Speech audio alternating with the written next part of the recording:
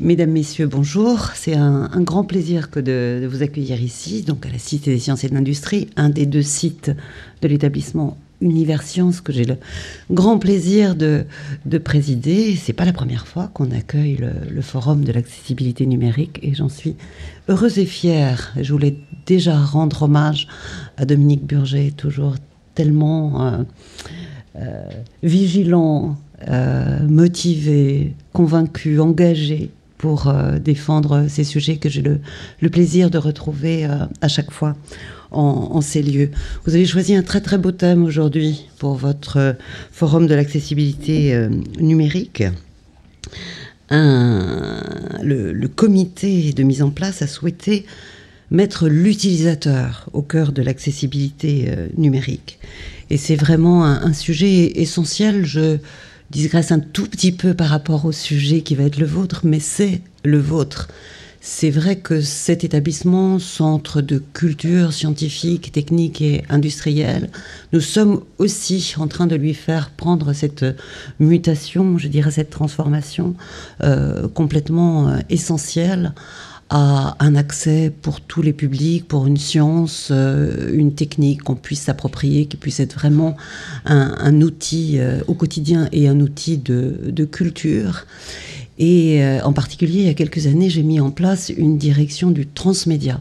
Et le directeur du transmédia m'a tout de suite dit, ce sur quoi il faut travailler, c'est la user experience, l'expérience utilisateur. Parce qu'aujourd'hui, on peut faire des propositions, des offres, essayer de penser avec notre expertise la meilleure façon de rendre accessible, d'être des médiateurs, des passeurs d'une information.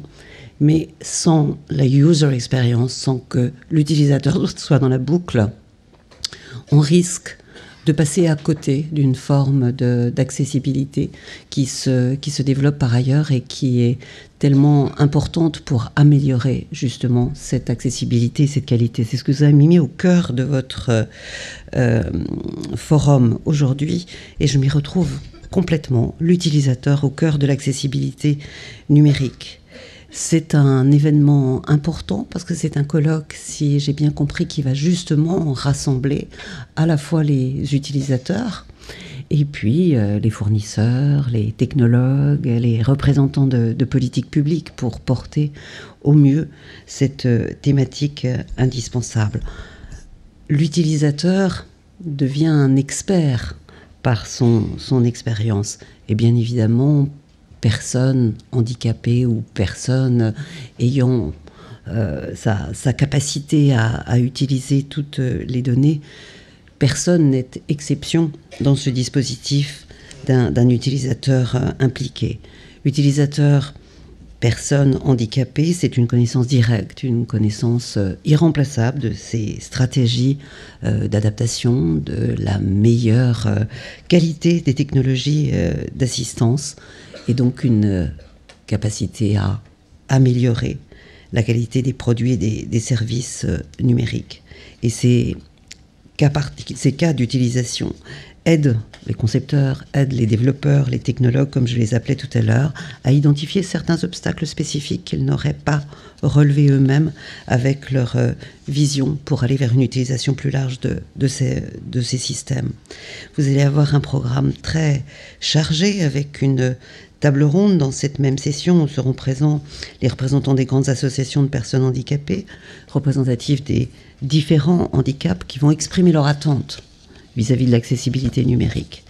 L'APE, l'ABF va être là, l'Association des paralysés de France, BrailleNet, UNISDA, l'Union nationale pour l'insertion sociale du déficient auditif, UNAPEI, l'Union nationale des associations de parents d'enfants inadaptés.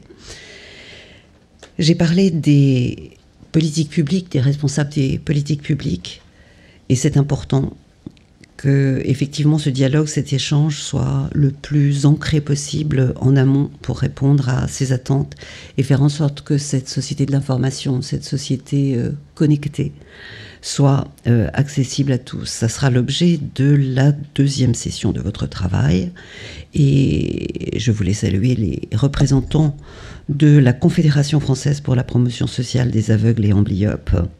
Et son président, M. Philippe Chazal, défenseur des droits, Madame Marivonne Yazid, et puis au sein du Forum européen des personnes handicapées, Monsieur Rodolfo Catani, ainsi que Madame Chiara Giovannini pour l'Association européenne pour la coordination de la représentation des consommateurs pour la normalisation.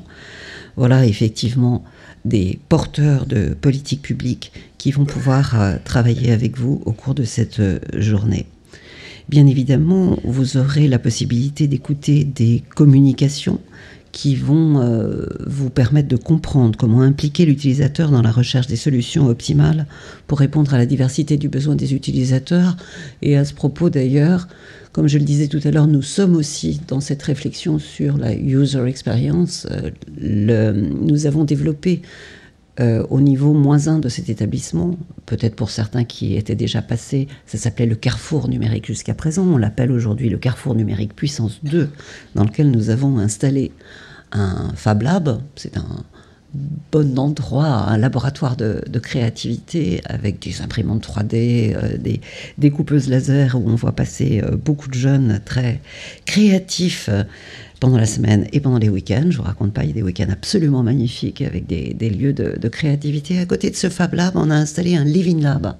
C'est un endroit qu'on propose à nos partenaires du monde économique, de l'innovation technologique, pour venir justement proposer leurs innovations alors qu'elles sont encore dans leur phase de R&D, de réflexion, de façon à ce que nos visiteurs puissent les voir, réfléchir, réagir, s'approprier ces technologies avant qu'elles ne deviennent des technologies à usage défini. Ce Living Lab, pourquoi pas, imaginez le mettre aussi au service des développeurs, de vous, utilisateurs, de façon à ce que vous puissiez ensemble aussi progresser vers une meilleure qualité de ces technologies qui vous assistent. Les réseaux sociaux, bien évidemment, les réseaux sociaux, c'est quelque chose de fondamental pour contribuer à cette accessibilité, et vous aurez la possibilité d'avoir des communications aujourd'hui de Mike May, le fondateur de Sendero Group. Alors, Dominique m'a très gentiment rappelé qu'il était triple médaillé en ski alpin aux Jeux paralympiques d'hiver de 1984. Donc, sûrement une expérience d'utilisateur et de pratiquant important dans des sujets complexes. Et puis le fondateur de Jack7.com, Damien Birambeau, qui vous communiquera aussi son expérience. Nous voilà arrivés à l'heure du déjeuner avec des ateliers pratiques qui vont se tenir dans la bibliothèque là aussi, donc en accès inférieur de cette maison, pour comprendre le potentiel d'accessibilité de ces outils que nous utilisons au quotidien. Et dans l'évolution de la maison dont je parlais tout à l'heure, nous sommes aussi en train de réfléchir à transformer notre bibliothèque des sciences et de l'industrie en un lieu dont le concept est celui d'un living center. Pourquoi on est sur ce concept? On va trouver un autre nom au moment où on aura fait évoluer notre bibliothèque. Living center, pour nous, c'est un lieu qui doit être un lieu de vie. C'est un lieu qui doit accompagner dans la vie, qu'on soit au tout début de sa réflexion, de son orientation, quand on est jeune, adolescent, post-adolescent, mais aussi tout au long de la vie. Et puis c'est un lieu qui vit, parce qu'on sait bien qu'aujourd'hui, avec toutes les accélérations, les modifications technologiques qui nous sont proposées, puis avec la science qui avance, on a besoin d'avoir un lieu qui se renouvelle à chaque instant. Donc on est vraiment dans ce même processus de plateformes ouvertes, de pouvoir discuter avec chacun de façon à ce que notre rôle de passeur et de médiateur soit complété par une écoute, un partage, une création en commun avec ceux qui seront les utilisateurs et les acteurs. Et je crois que si on veut vraiment pouvoir donner à chacun, par l'accessibilité, cette possibilité d'être un acteur engagé, responsable, informé dans sa vie quotidienne, il nous faut absolument aller sur ce terrain d'une expérience partagée. Et vous comprendrez que dans le champ des sciences et des technologies plus particulier, qui est celui de cette maison, c'est pour moi un facteur, je dirais, d'émancipation citoyenne que de donner à chacun cette possibilité de comprendre, d'avoir des clés et de pouvoir avancer de façon informée. Bien évidemment, bien que des progrès considérables aient été réalisés dans cette conception centrée sur l'utilisateur, il y a encore beaucoup de chemin à faire pour atteindre une approche, comment dit-on aujourd'hui, une approche pleinement humaine, intégrée de cette accessibilité numérique. Et avec ce colloque qui va réunir les différentes parties prenantes, ça sera, je l'espère, une occasion d'aller encore plus loin dans cette expression collective de l'accessibilité numérique, mieux adaptée à cette société connectée qui est la nôtre aujourd'hui. Je n'en dis pas plus, je vous souhaite un passionnant colloque avec plein d'idées et de propositions. Et je ne m'avance pas trop en disant qu'on sera encore au rendez-vous une prochaine fois. Je vous souhaite une très belle journée.